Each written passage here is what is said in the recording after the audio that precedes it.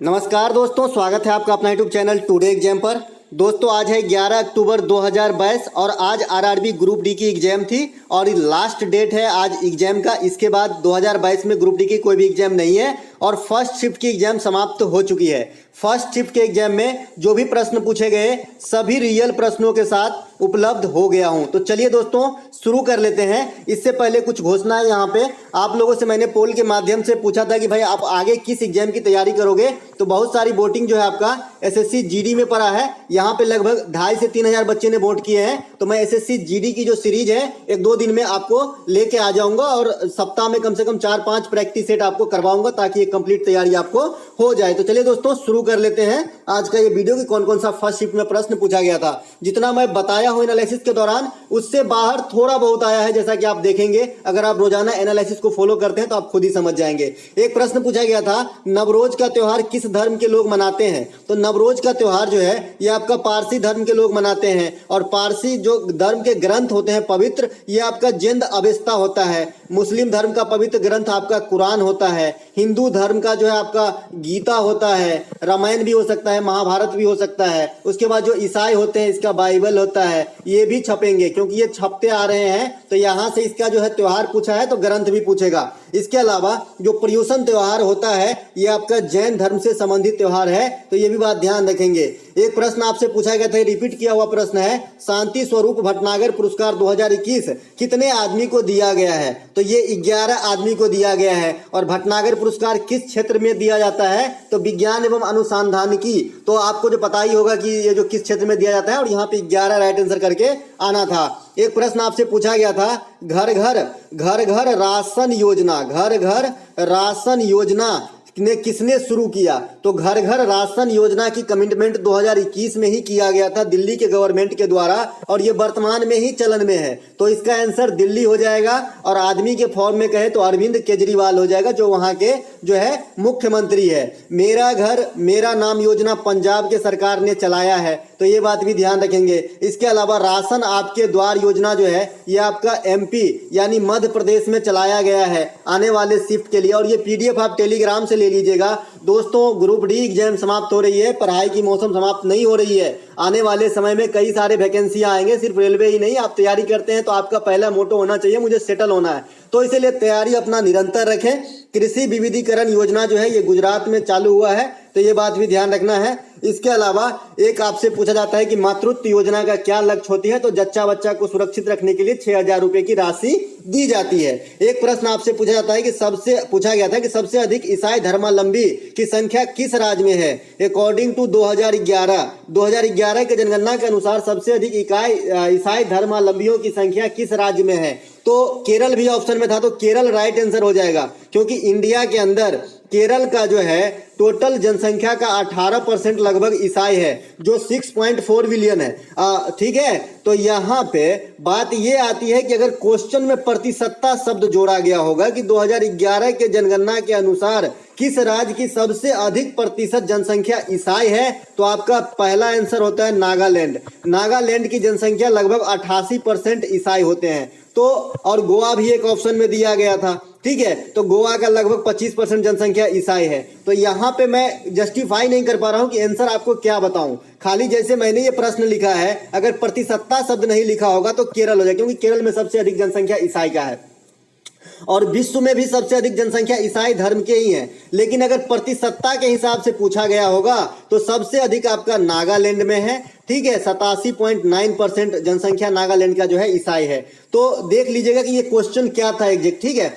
चलते हैं आगे। एक प्रश्न आपसे पूछा गया था कि ZnCOSO4 कॉपर सल्फेट और जिंक की प्रतिक्रिया में क्या बन जाता है। तो जिंक सल्फेट बन जाता है और कॉपर बाहर हो जाता है। ये भी रिपीट किया हुआ प्रश्न है। एक दिन पूछा गया था कि इस प्रतिक्रिया में कौन सी धातु बाहर हो जाएगी, तो यहाँ पे कॉपर हो जाती है। तो ये बात सब भी जो है रिपीट किया हुआ काफी प्रश्न आपको देखने को मिल रहा है। एक प्रश्न आपसे पूछा गया था हिंदुस्तान सोशलिस्ट मतलब रिपब्लिक पार्टी की स्थापना किसने किया था? तो दोस्तों हिंदुस्तान सोशलिस्ट रिपब्लिक पार्टी की स्थापना जो है, जो काकोरी कांड के जो भी नेता हैं, बिस्मिल हैं, ये जो भी हैं, ये सब मिलके एक कमेटी बना के किए थे और चंद्रशेखर आजाद आपका ऑप्शन में दिया गया था। तो यही राइट आंसर है। ऐसा नहीं है कि इसके संस्थापक चंद्रशेखर आजाद ही है, लेकिन ऑप्शन में आपको चंद्रशेखर आजाद दिया गया था। इसके संस्थापक स्थापना 1924 में होती है और संस्थापक में सभी शामिल थे, जैसे राम प्रसाद बिस्मिल, योगेश चंद्र चटर्जी, चंद्रशेखर आजाद, सचिंद्र सन्याल, ये सभी जो है इनमें शामिल थे। तो यहाँ पे चंद्रशेखर आजाद दिया गया था, चंद्रशेखर आजाद राइट आंसर करके आ जाना था। बात करें चंद्रशेखर आजाद की मृत्यु कहाँ हुई थी, मतलब हत्या, तो अल्फ्रेड पार्क में हुआ था। ये बात भी आप ध्यान रखेंगे।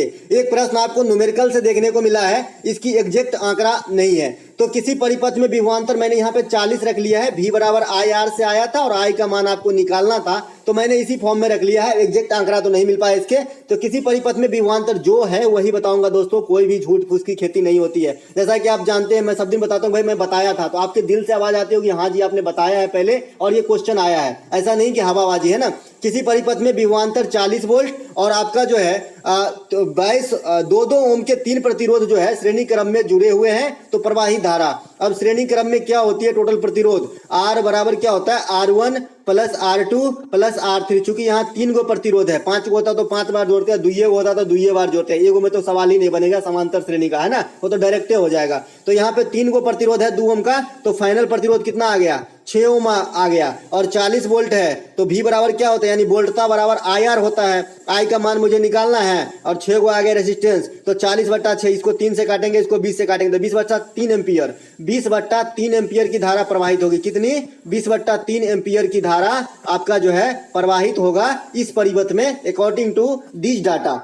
एक प्रश्न आपसे पूछा गया था, प्रधानमंत्री का कार्यकाल किस अनुच्छेद में वर्णित है? दोस्तों प्रधानमंत्री का कार्यकाल, प्रधानमंत्री से संबंधित जो आर्टिकल है आपका, ये 74 और 75 है। ये मंत्री परिषद से संबंधित है और मंत्री परिषद के जो नेता होते हैं वही तो प्रधानमंत्री होते हैं। जो भाई बहुमत वाले दल के जो नेता चुने जाते हैं वही प्रधानमंत्री होते हैं। तो इसी से स्पष्ट है कि इन दोनों में से कोई एक होगा। लेकिन जो 75 के बी में है, इसके कार्यकाल यानी मंत्री परिषदों के कार्यकाल के बारे में चर्चा किया गया, तो आई होप यही होना चाहिए। 75 का बी अगर ऑप्शन में था तो यही राइट आंसर करके आना था। इसके अलावा अनुच्छेद 76 जो है ये आपका महान्यवादी जो अटर्नी जनरल ऑफ इंडिया, जो वर्तमान में के वेणुगोपाल है, जो भारत सरकार के सबसे बड़े विधिक अधिकारी या कानूनी अधिकारी कहिए, तो ये इसका जिक्र जो है आर्टिकल 76 में किया गया है। ठीक है, और राज्य स्तर पे सबसे बड़ा कानूनी अधिकारी आपका जो है एडवोकेट जनरल है ना, महाधिवक्ता हो जाता है, जिसकी नियुक्ति राज्यपाल करते हैं, और अटर्नी जनरल की नियुक्ति जो है राष्ट्रपति करते हैं। दोनों में फर्क समझिएगा। ठीक है, एक प्रश्न आपसे हूबहू डाटा के साथ आ गया यहाँ पे न्यूमेरिकल, 1/2 तथा 1/3 ओम के 2 प्रतिरोध समांतर क्रम में लगे हुए हैं, तो समतुल्य प्रतिरोध। अब ये कोई छोड़ेगा जी, अब ये मुझे आप लोग सॉल्व करके बताइएगा। मैंने यहाँ फार्मूला भी लिख दिया है, 1/r बराबर 1/r1 प्लस 1/r2, और इससे पहले श्रेणी क्रम में आपने देख ही लिया, R1 प्लस R2 होता है R बराबर। दोस्तों न्यूमेरिकल के जितने भी फॉर्म होता है, कल मैंने अपने तरफ से एक वीडियो सजेस्ट किया था, आप लोगों ने देखा भी उसे, उसमें मैं PDF भी दे दिया था सवेरे 6 साढ़े 6 बजे। तो एक भी न्यूमेरिकल आपका छूटेगा नहीं और बहुत सारे क्वेश्चन यहाँ पे कवर हो गए होंगे आई होप। एक प्रश्न आपसे पूछा गया था, तमिल भाषा को कब शास्त्रीय भाषा का दर्जा दिया गया? कल जब मैंने दिल्ली पुलिस का एनालिसिस कराया उसमें भी मैंने जिक्र किया था, भाई ये क्वेश्चन तो छपते ही आ रहे हैं और छपेंगे ही।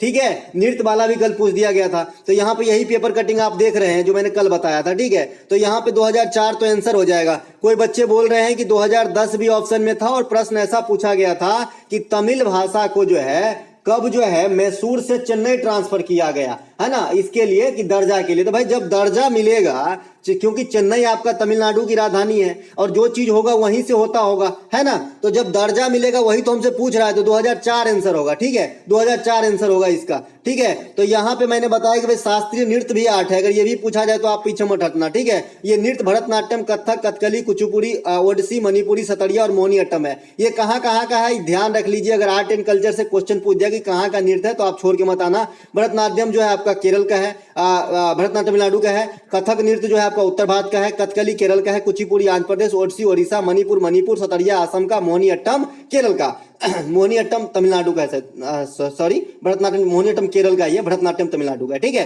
दोनों में थोड़ा सा जो है वो हो जाता है कंफ्यूजन। इसके अलावा शास्त्रीय भाषा जो है 6 है। ये कौन कौन से है? तमिल, तेलुगु, कन्नड़, मलयालम, संस्कृत, ओडिसी, और सबसे लेटेस्ट वाला जो शास्त्रीय भाषा आपका ओडिसी है 2014। इसके अलावा राष्ट्रीय भाषा संस्थान की मुख्यालय आपका मैसूर में है। इसके अलावा कौन सा शहर जो है गंगा नदी के किनारे नहीं स्थित है? तो मुझे एक बात यहाँ से समझ में आई कि राष्ट्रीय भाषा संस्थान का मुख्यालय आपका मैसूर में है, तो चेन्नई से मैसूर भेजा गया होगा, न कि मैसूर से चेन्नई भेजा होगा। तो भाई इस क्वेश्चन के लिए आंसर डिफरेंस भी हो सकता है, क्योंकि इतनी जो है मैंने रिसर्च नहीं किया है इस पे, लेकिन यहाँ पे ऑप्शन कुछ अलग बता रहे थे, तो इसमें अपने ख्याल से जो है देख लीजिएगा आंसर क्या होगा। मैं इसमें 100% नहीं बता सकता कि भाई 2004 ही आंसर होगा। ठीक है, एक प्रश्न आपसे पूछा गया था कि कौन सा शहर गंगा नदी के किनारे नहीं स्थित है। दोस्तों एक ऑप्शन लखनऊ दिया गया था। लखनऊ जो है आपका ये गोमती नदी के किनारे स्थित है, उत्तर प्रदेश की राजधानी है। बाद बाकी जो 3 शहर जैसे कानपुर हो जाएगा, उसके बाद आपका जो बनारस हो जाएगा, पटना हो जाएगा, ये सब गंगा नदी के किनारे स्थित है। ठीक है, सोनपुर हो जाएगा, ये सब गंगा नदी के किनारे स्थित है। इसके अलावा एक प्रश्न आपसे पूछा गया था, गंगा माता छा गई गंगा नदी से 2 प्रश्न पूछे गए हैं। राजस्थान का कौन सा समूह पर्यावरण संरक्षण संबंधित है? बताए हैं क्या? बताए हैं भाई बिश्नोई समाज के बारे में कि कहाँ का है, राजस्थान का है, और किस लिए जाना जाता है? खेजरी के वृक्ष के संरक्षण हेतु जो है इन्होंने फेमस हुई थी। कौन? अमृता देवी बिश्नोई। अमृता देवी बिश्नोई पुरस्कार भी दिया जाता है वन्य जीव संरक्षण हेतु के लिए केंद्र सरकार के द्वारा 2013 से, और एमपी और राजस्थान के गवर्नमेंट भी देती है। तो ये बात मैं बार बार बताते आ रहा हूँ। इसके अलावा चिपको आंदोलन जो है, ये पेपर कटिंग है आप देख रहे हैं, बताया गया था। ठीक है, वनों के संरक्षण से संबंधित है। चिपको आंदोलन में लेडी महिला जो गौरा देवी है और पुरुष जो है सुंदरलाल बहुगुणा है। इसी के फॉर्म में एक और बताया था एपिको आंदोलन जो कर्नाटक में होती है, वो भी संरक्षण से संबंधित है, पर्यावरण के लिए। एक प्रश्न आपसे पूछा गया था कि बेकिंग सोडा का रासायनिक सूत्र क्या होता है? तो NaHCO3 जो होता है आपका बेकिंग सोडा का रासायनिक सूत्र होता है। अब बेकिंग सोडा कैसे बनाते हैं अगर ये पूछ दिया जाए तो आप जो है धोबन सोडा का प्रयोग करके ही बेकिंग सोडा बनाते हैं। ठीक है, तो ये जो है इसका भी आंसर मिल गया आपको। बेकिंग सोडा का रासायनिक नाम क्या होता है? सोडियम बाइकार्बोनेट, जिसका सूत्र अभी आपने देखा। धोबन सोडा को सोडियम कार्बोनेट बोलते हैं खाली, और इसका सूत्र होता है Na2CO3 होता है। इसके अलावा कास्टिक सोडा भी एक होता है, सोडियम हाइड्रोक्साइड इसे बोलते हैं, NaOH इसका सूत्र होता है। विरंजक चूर्ण को कैल्शियम हाइपोक्लोराइट बोलते हैं, CaOCl2 इसका सूत्र होता है। और इसे जो है शुष्क बुझे हुए चूने पर कैल्शियम क्लोरीन गैस को प्रवाहित करने से बनती है आपका विरंजक चूर्ण। इसके अलावा प्लास्टर ऑफ पेरिस को कैल्शियम सल्फेट हेमीहाइड्रेट बोलता है ना, कैल्शियम सल्फेट हेमीहाइड्रेट इस प्रकार का सूत्र होता है। CaSO4 हाफ H2O, और जो है ये जिप्सम का निर्जलीकरण डिहाइड्रेशन से बनती है। तो एक एक बात बताऊंगा दोस्तों, है ना। एक प्रश्न यहाँ पे नदियों का संगम जो है गंगा नदी कहलाता है। यानी पूछा गया था कि कौन सा 2 नदी जो हिमालय से निकलकर गंगा नदी कहलाती है? तो आपका आंसर अलकनंदा और भागीरथी। कितने बार बताए हैं कमेंट कर दीजिएगा। ठीक है, तो यहाँ पे अलकनंदा और भागीरथी नदी कहाँ मिलती है? देवप्रयाग उत्तराखंड में मिलती है, और यहीं से जो है ये गंगा बन जाती है। अब गंगा नदी की काफी लंबी कहानी है। आप चाहे किसी भी कमीशन की एग्जाम दीजिए, यूपीएससी की दीजिए या फिर ग्रुप डी की दीजिए, आपका जो है गंगा नदी पीछे नहीं छोड़ने वाला है, क्योंकि ये राष्ट्रीय नदी है और इसके बहुत सारे कहानी है। तो गंगा नदी जब यहाँ से निकल जाती है, यहाँ पे जब 2 नदी को मिलने से गंगा बनती है, ये रहा आपका देवप्रयाग। तो पूछा जाता है कि प्रथम सहायक नदी कौन सा है? तो रामगंगा नदी है। और इसी गंगा नदी के रामगंगा नदी के नाम पे जो है आपका जो जिम कॉर्बेट नेशनल पार्क था उसका नाम बदल के रामगंगा नेशनल पार्क हो गया है। उसके बाद भारत के अंदर सबसे अंतिम जो इसकी सहायक नदी हो जाएगी आपका महानंदा है, जो नॉर्थ ईस्ट में मिलती है। इसके अलावा इसी गंगा नदी की जो धारा है बांग्लादेश की तरफ मुड़ जाता है, जहां इसे पद्मा कहा जाता है। ठीक है, और बाद में जो है आपका बंगाल की खाड़ी में समा जाती है। टोटल लंबाई आपका 2525 किलोमीटर है। ये भारत के जो है राष्ट्रीय नदी है। इसके अलावा इसके सबसे बड़ी सहायक नदी यमुना है। ठीक है, यमुना है। और गंगा यमुना सरस्वती का संगम जो है प्रयागराज में होती है। और सोन नदी जो है आपको दक्षिण की तरफ से आके मिलती है। सोन नदी गंगा की 2nd लार्जेस्ट ट्रिब्यूटरी है और 1st लार्जेस्ट ट्रिब्यूटरी आपका यमुना है। तो इतनी बातें सब ध्यान रखना है। इसके अलावा गंगा के जो डॉल्फिन है राष्ट्रीय जलीय जीव घोषित किया गया है, तो ये सब बातें आपको ध्यान रखना है। इसके अलावा गंगा सफाई कार्यक्रम जो है इसे नमामि गंगे नाम दिया गया था। ये भी जो है नरेंद्र मोदी जी की ही जो पहल है। इसके अलावा गंगा डॉल्फिन को जो है भारतीय राष्ट्रीय जलीय जीव घोषित किया गया और डॉल्फिन प्रजनन केंद्र जो है आपका पटना में लगाया गया है। तो इतनी सी बात आपको ध्यान रखनी है। दोस्तों जो भी प्रश्न प्राप्त हुए विथ एक्स्ट्रा फैक्ट आप लोगों के सामने लेके आया, अच्छा लगा हो तो लाइक जरूर कर लीजिएगा और एक सटीक तैयारी के लिए चैनल को सब्सक्राइब भी कर लीजिएगा, हो सके तो शेयर भी कर दीजिएगा।